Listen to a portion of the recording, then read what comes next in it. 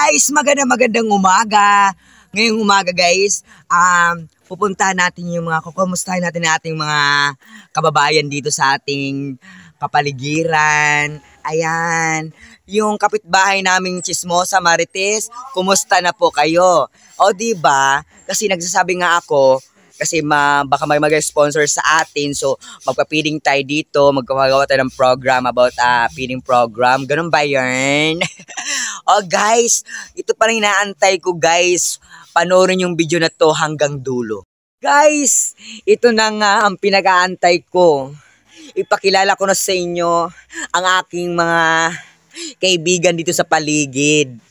Oh, ito po, aking kaibigan. O diba? Pak na pak ganun. Nagustuhan nyo ba guys? At ito pa guys! Ito na talaga ang pinaabangan ko! Ipakilala ko na sa inyo! Oh my God! Kumusta ka na? Okay ka lang? Okay lang daw siya. Okay lang daw siya, diba? At ito pa guys! Magsamok-samok ta diri sa atong silingan guys! Nagluluto sila ng pansit canton! Tapos ng birthday ko. Ngayon guys, marami pa ako ipakilala sa inyo. Ano yung bakit? Andito na ako nag-iisa na lang ako dito. Samahan nyo na ako. Tayin ko muna ang aking mga alaga. Ipakilala ko sa inyo ang aking mga alaga. Ito yung aking mga alagang pato. O diba bet nyo? Ako hindi ko bet. Guys, ito na tayo-antay ko. Wait lang, samahan nyo ako ha. Hello, kumusta ka naman? Kumusta naman itong mga paligid ko dito sa among bukid, oy? Ay, kumusta ka na? Miss na kita. Ipakilala ko sa inyo ang aking napakamagandang puno po dito sa amin. O, diba ang ganda niya?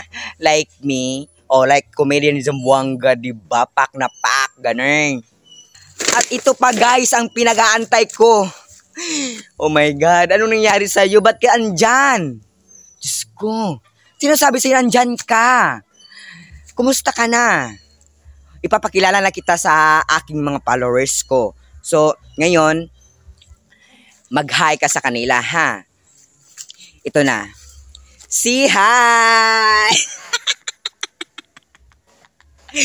Alam nyo guys, itong lahat ng mga nakikita nyo sa paligid, as inangkin ko lang. Kasi nga, kinukumusta ko sila kung okay lang sila. Kasi sabi ko sa sarili ko, okay lang ako. O, diba ang galing ni comedian? Yan dyan guys, don't forget na tapusin nyo po yung panoorin ng aking video dahil masasayang po. My God, sana naman kasi may mga stream ads na tayo, kasi after the stream ads, may mga ads yung mga video natin. Ayan, advice ko lang sa lahat ng mga content creator, huwag kayo mawala ng pag-asa. Just go lang sa laban and go lang sa goal natin dahil tayong lahat mga small content creator ay isang goal lang po tayo na makaano tayo ng makatulong tayo sa iba. Ganun.